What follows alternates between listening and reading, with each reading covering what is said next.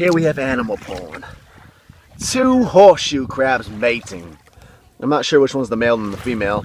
You would assume that one because it's behind, but it's smaller. Then again, females tend to be bigger in the animal kingdom. But these things are crazy. Here, hold this. I'm trying to. It's still filming? Yeah, I'm trying not to mess up their mating here, but I'm showing you the under. I want to show you the underside. Look at that. I can't see. Yeah, just. Ooh. They're crazy looking things.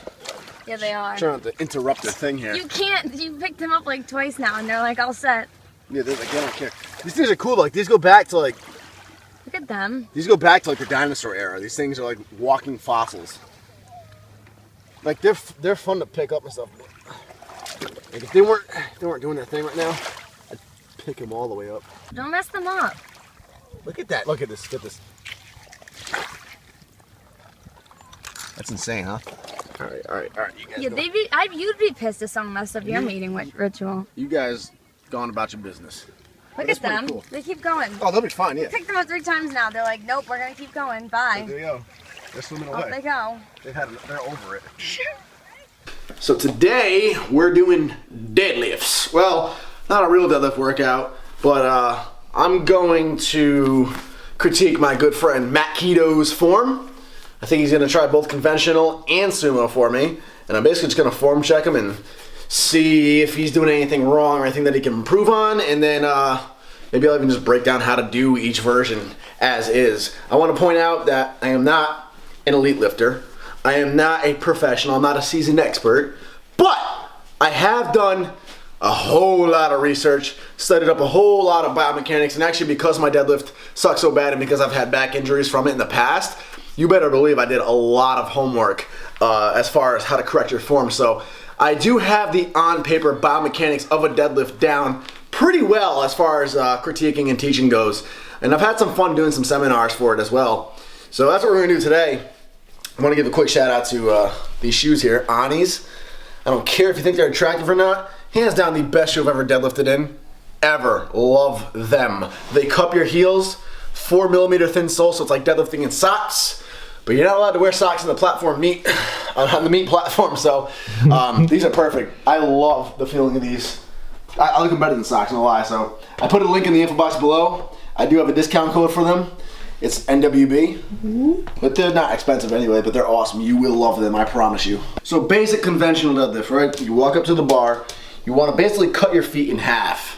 Now how close or how far you're gonna stand from the bar, it's gonna vary on the person. Some people say taller people might need to step further back because they need to bend over more, but I've seen a lot of tall people who actually need to be closer to it. It's totally dependent on you, so cut the feet in half to start off with, figure it out from there. As far as foot stance goes, again, it's gonna be adjusted person to person, but basically whatever stance you would get in if you're gonna do a high jump, that's your typical power stance. From there, again, you go by feeling. Some need a little bit wider, some need a little bit closer, totally depending on the build. You walk into it, cut your feet in half about, whether or not you have them duck or straight, again, that's another thing that's totally individual. You should be able to reach down and grab a bar without even looking at it. How you do this is first you bend your knees, right? You're only gonna bend your knees as far as you can go until your shins touch the bar. When your shins touch the bar, that's it, your knees don't go any further. From there, the only thing left to do to get down into position would be to drop your hips. So keeping your knees where they're at, because your shins are already touching the bar, you just drop your hips back behind you, and eventually you will reach the bar. Now it's important that when you're in this position, your shoulders are in front of the bar. The bar should be parallel with your rear delt. You don't want to be behind the bar because you won't be able to pull it up from there. And a common problem is people will generally try to squat down and drive, get that initial quad drive off the ground. And that's fine. I do that. A lot of great lifters do that. But the problem comes when you try to squat down too far. So if you squat down too far and you pull your shoulders behind the bar, what's going to happen is as soon as you go to pull, your body's going to shoot forward to put itself in a position and then lift off the ground. So you're giving yourself this whole extra movement before you even lift it off the ground, and that can leak power, drain energy, and throw your form off. You want to make sure your lower back stays nice and straight, of course, and you want to breathe into the gut and take a deep breath and punch your gut forward. You want to punch your gut down into your pelvis like you're about to get punched in the gut, and that's how you want to hold it. Keeping my head neutral so you look about 5 feet in front of you, roughly. You don't want your head straight down. You don't want it straight up either. You want to keep a neutral spine, so looking about 5 feet in front of you. Now the biggest thing is once you have that technique and that setup and that stance down, is how you actually activate your body. So at first, your initial launch off the ground is gonna be a lot of quad work. You're driving right up until you get to about your knees.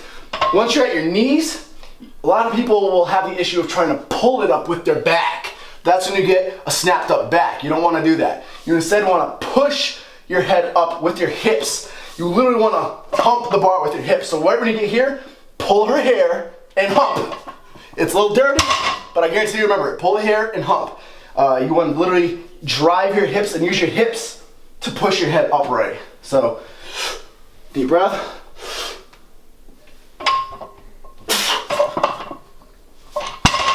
And the biggest thing to remember is to keep all the weight on your heels. You don't want to be coming forward on your toes at all. That's a pretty simple conventional. Sumo, even simpler to explain. Step up to the bar till your shins are touching it, okay? Step up to the bar, your shins are already touching before you even bend down. From there, you can't bring your knees forward more. So the only option you have is to bring them outward, like so. Now, if you can't get into that position comfortably, or you feel the need to keep your feet back, that means you have issues with your hip mobility. And so you have to work on mobility for your hips. So keep your feet, shins against the bar, drive your knees outward, so your torso is pretty upright. The other thing is, a lot of people think they have to have a super wide stance with sumo. And that's not the case. You can keep it as close as you need it to, wherever it feels good for you. Just make sure you're opening the knees up, opening the hips up. Get down, again, neutral head, but now because your torso is more upright, you'll find your line of sight is more straightforward instead of 5 feet in front of you. Again, onto your heels. Actually, I'll probably get my stance wider. Onto your heels. Sit back with it and legs.